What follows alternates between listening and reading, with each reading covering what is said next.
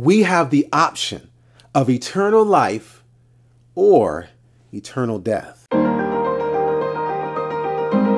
Grace and peace, everybody. Welcome to Sabbath School Study Group. Glad that you are here. This is part number 4 of this 5-part series, The Triumph of God's Love. We're walking through the end of the book of Revelation, which is the end of the great controversy. Today, we're looking at 2 eternities. We got the choice to live forever, or we have the choice to be lost forever.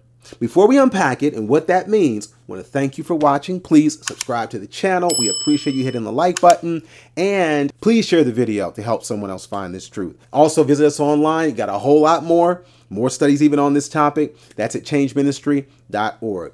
So let's go. We got the option. That means we have the choice, right? The option is a choice, and we have the choice of eternal life. I think we pretty much understand that and we get that. But on the same hand, that's a choice, meaning that on the other side, or on the other hand, we can choose eternal death.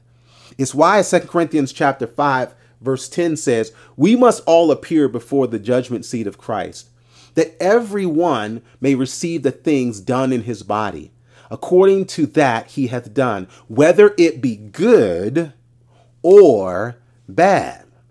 Now, the reality is that all of us will appear before the judgment seat. Now, based on what we've studied so far, looking at Bible prophecies like the 2300-day prophecy, we recognize that we are living in this judgment right now. All of us are making the decision in this life, good or bad, what happens after death. We don't make that decision at the end. We're making that choice now by how we live.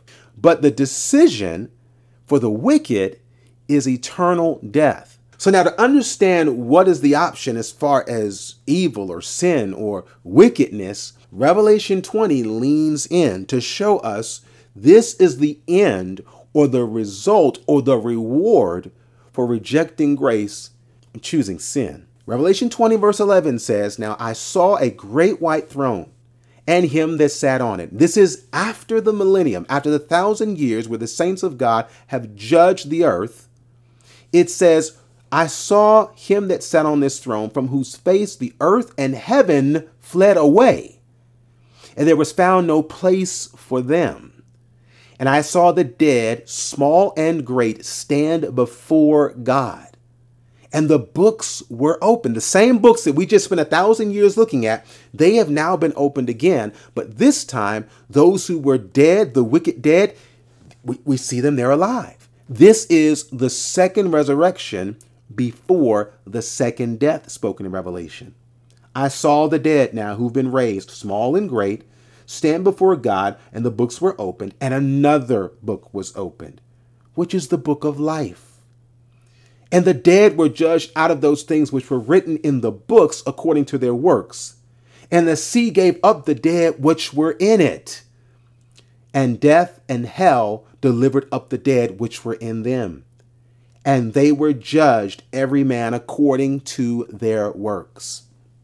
Now let's put this in perspective to where all of the works, that's the life that we're living now, or the life that has been lived. At this point now, after Jesus has come, and after the 1,000 years of the righteous judging the wicked, the books are opened again. But this time, the wicked are raised up. The wicked are present.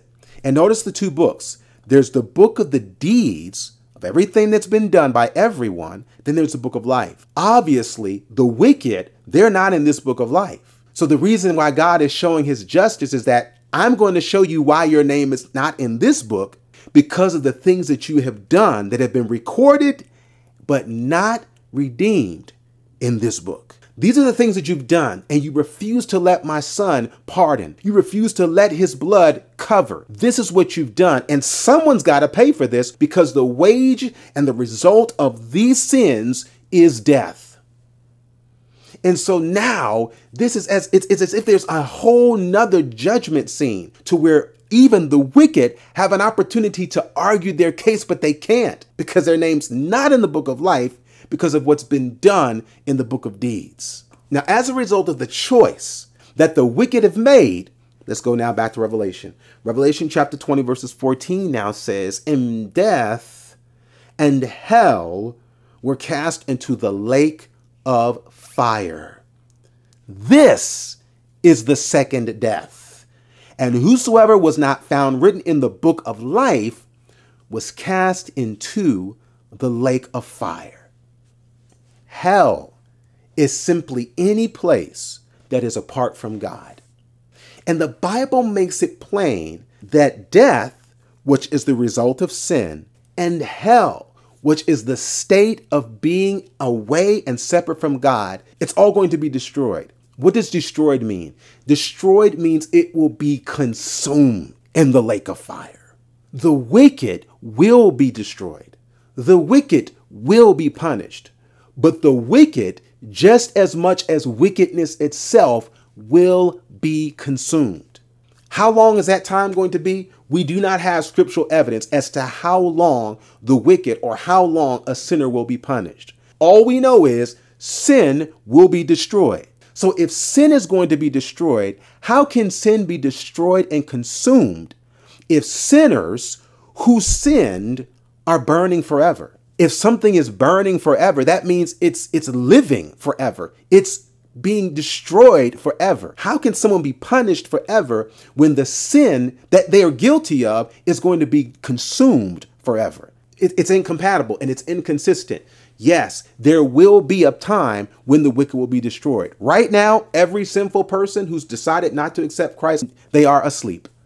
Every righteous person who accepted the gift of God's grace, who has died, they're asleep. The only difference is they're asleep in Jesus. They're sleeping in the faith of the Son of God, whereas the wicked are asleep in the rejection of God. And the Bible clearly has said now that the righteous dead, they'll be raised up in the first resurrection. But the wicked dead will be raised up in the second resurrection to experience this just judgment, and at that point to pay for their sins for a determined time, because Revelation says death and hell itself are going to be destroyed. And how do we know they're going to be destroyed and they will not burn forever?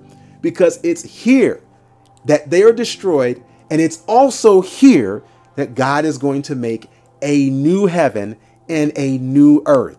That's Revelation chapter 21. We have the option of two eternities, and that is eternal life or eternal separation, eternal death.